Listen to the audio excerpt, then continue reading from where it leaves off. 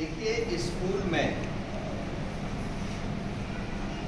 हजारों बच्चे पढ़ने आते हैं और हजारों बच्चे पढ़ के चले जाते हैं।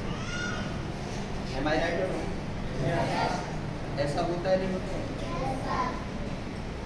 इनमें बेटियां भी आते हैं, बेटी भी आते हैं। कोएड स्कूल है नहीं? यहाँ पर लड़के भी होते हैं और लड़कियां भी होती हैं। और जब एडोलेसेंस की उम्र आती है, जब 11 साल से 19 साल की उम्र आती है, तो शरीर में परिवर्तन होता है और वो शरीर के जो परिवर्तन हैं उन बच्चों को समझ में नहीं आते। यदि उनके बारे में उनकी मम्मी और उनके पापा यदि उनको समझा दें तो शायद जो आने वाली परेशानियां हैं उनसे मुक्ति मिल जाती। लेकिन जब हम समझा नहीं पाते और हम क्लास में पढ़ा भी नहीं पाते तो उन बच्चों को उस चीज का ज्ञान नहीं होता। और उस ज्ञान में वो क्या होती है, उन ज्ञान की तलाश में लड़कियां, भाभी, चाची, बड़ी बहन, मौसी, बुआ, इनके चक्कर में आ जाती है। और उस चक्कर में आने के बाद कहीं ना कहीं गलत सोच का शिकार हो जाते हैं। क्लियर है? समझ में आ रही मेरी बात? अब इसमें क्या होता है, एक लड़की यदि किसी स्कूल से किसी भी कारणवश किसी दबाव में, प्रभाव में, मित्रता में और वो भाग जाती है तो बदनाम कौन होता है? बदनाम होता है स्कूल। कौन होता है? फलाने स्कूल। क्या पढ़ाते होंगे वो अध्यापक, कैसा होगा माहौल वहां पर, तो स्कूल की गलती होती है कैसे है? लेकिन बदनाम कौन होगा? अब उसके बाद में घर पर आते हैं। स्कूल के लिए तो क्या है, पास पड़ोस के जो लोग हैं वो कहते नहीं इस स्कूल में अपने बच्चों को नहीं डालना, यहाँ की लड़की भाग जाती है, इस स्कूल में पढ़ने वाली लड़की भाग जाती है। समझ में आ रही मेरी बात? अब घर पे आइए, घर में जब वो विवाह शादी के काबिल हो जाती है और उसका रिश्ता लेकर के माँ बाप जब जाते हैं कहीं पर तो क्या कहते हैं, अरे वो लड़की वो तो भाग गई थी। फिर वहां विवाह शादी में माँ बाप को नीचा देखना पड़ता है। प्रैक्टिकल बातें कर रहा हूँ आप लोगों से। एक लड़की ने गलती की थी, जाने अनजाने में गलती हो गई थी और भुगत कौन रहे हैं? सभी लड़कियां जो कि इस चीज से कोई मतलब नहीं है, कोई लेन देन नहीं है और बेटियों को आईएएस बनना है, आईपीएस बनना है, पढ़ रही है, दिन रात पढ़ रही है।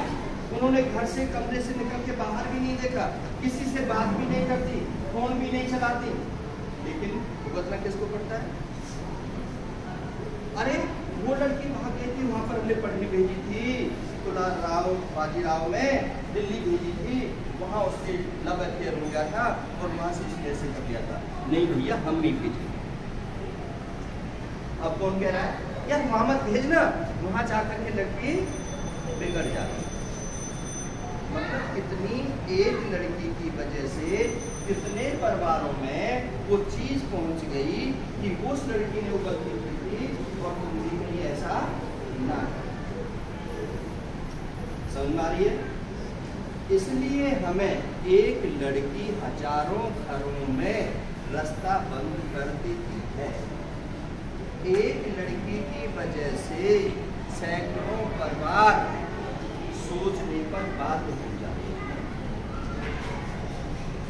मैं ये बात इसलिए कह रहा हूँ कि मैडम ने भी मेरे से कोई बात कही थी, वो बात मेरे ध्यान में थी, तो उस बात को मैं कैसे करूँ एक बच्चा गलती करता है, एक सुसाइड करता है, एक भागता है, या एक किसी को मारता है, या एक किसी को छोड़ करके जाता है, लेकिन उसकी वजह से और लोगों के लिए मैसेज गलत चला जाता है, तो हमें ऐसा कोई स्टेप नहीं करना चाहिए। ठीक है, ये किताब जब हम लेते हैं हाथों में शिक्षा प्राप्ति के लिए, इसमें हर समस्या का समाधान होता है।